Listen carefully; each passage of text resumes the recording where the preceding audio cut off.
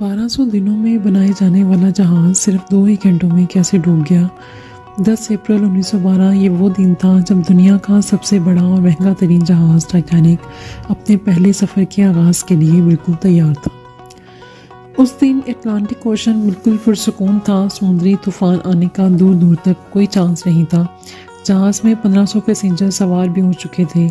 लाखों लोग टॉप पर टाइटैनिक के सफ़र के आगाज़ देखने के लिए खड़े थे। पैसेंजर्स को अलविदा कहने वाले लाखों लोगों को, ना ही जहाज़ पर सवार 1500 लोगों को ये पता था कि जो जहाज़ कुछ ही देर में रवाना होने वाला है उसमें 6 ऐसी गलतियां की गई हैं जो इसे बदतरीन हादसे का शिकार बनाने वाली है। नाज़रीन, आज आप जानेंगे कि अपने दौर का सबसे महंगा, सबसे लग्जरी, सबसे ताकतवर जहाज़ टाइटैनिक की 6 गलतियां अगर ना की जाती तो शायद टाइटैनिक क्रश होने की वजह से नहीं बल्कि अपनी कामयाबी की वजह से दुनिया में फेमस होता।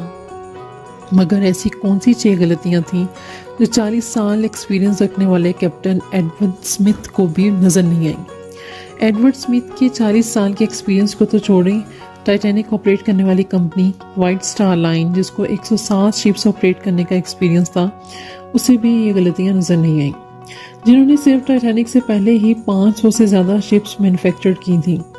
टाइटैनिक की कंस्ट्रक्शंस 1907 में शुरू हुई थी। 3 साल का वक्त और 2000 वर्कर्स की मेहनत के बाद जहाज़ को तैयार किया गया था। अब जहाज़ पूरी तरह से तैयार हो चुका था, लेकिन इसको टेस्ट करने का फेज़ अभी भी बाकी था।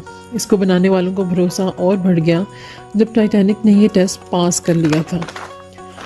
तब पूरी दुनिया में मुख्तलिफ अखबारात में इसकी मार्केटिंग की गई, जिसकी हेडिंग थी अनसिंकेबल टाइटैनिक, यानी कभी ना डूबने वाला जहाज़।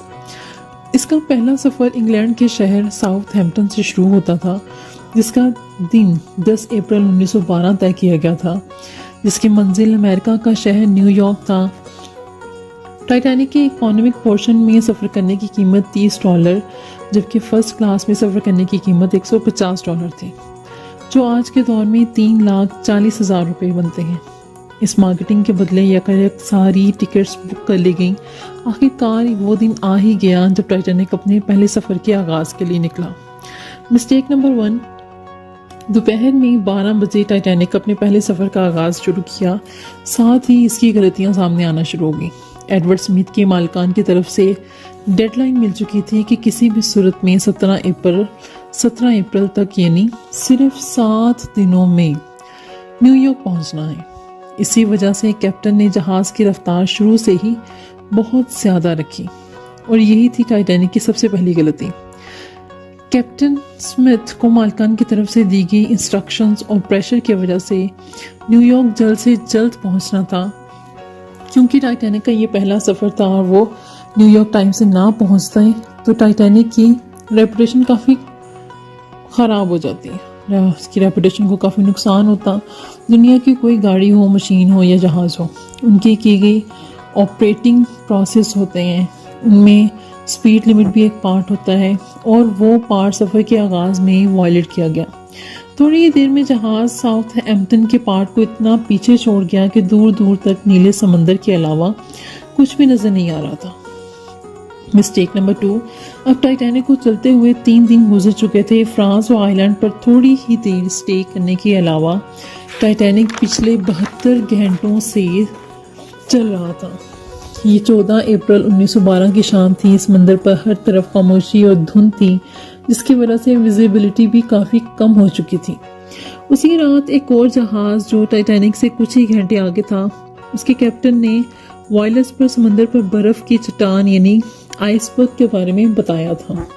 ये वार्निंग कम से कम 6 बार दी गई थी, लेकिन ऑपरेटर्स की कोताही की वजह से ये वार्निंग भी मिस हो गई। उसके लिए शायद ये नॉर्मल बात थी, लेकिन ये टाइटैनिक के ऑपरेटर्स की दूसरी गलती थी। टाइटैनिक अपनी तर्ज का पहला लग्जरी जहाज़ था। इसमें कई वीआईपी गेस्ट भी मौजूद थे और टाइटैनिक का ज़्यादातर अमला उन फर्स्ट क्लास लोगों की खिदमत में बिजी था।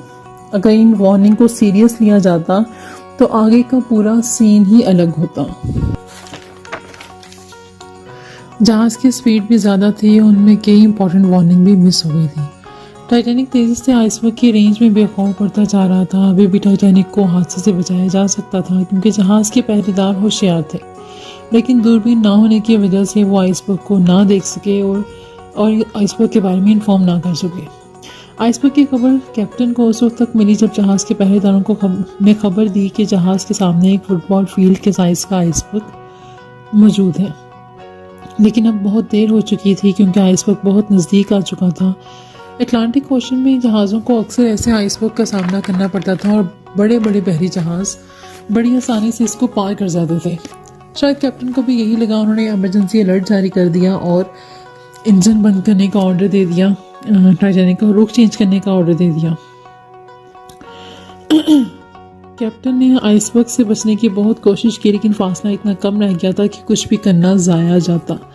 आइसबर्ग अब टाइटैनिक के दरमियान से टकरा चुका था लेकिन टाइटैनिक के अभी भी बचने की काफ़ी उम्मीद थी। शायद होता भी ऐसा अगर टाइटैनिक की चौथी गलती सामने ना आती। एक्सपर्ट का मानना था कि टाइटैनिक को बॉडी के जो रिवर्स लगे हुए थे वो स्टील के नहीं बल्कि कॉस्ट आयरन के थे। उनका काम लोहे के बड़े बड़े पीसेस को आपस में जोड़े रखना है। चूँकि कॉस्ट आयरन स्टील से नरम होती है, जहाँ से टाइटैनिक की बॉडी आइसबर्ग से टकराई वहाँ के रिवर्स प्रेशर की वजह से टूट गई। वही हुआ जिसका डर कैप्टन को था। टाइटैनिक की टक्कर एक फुटबॉल फील्ड के बराबर आइसबर्ग से हो चुकी थी। अब जहाज़ के नीचे वाले हिस्से में पानी भरना शुरू हो चुका था। इससे जहाज़ के मालिक को भी अलर्ट कर दिया गया था।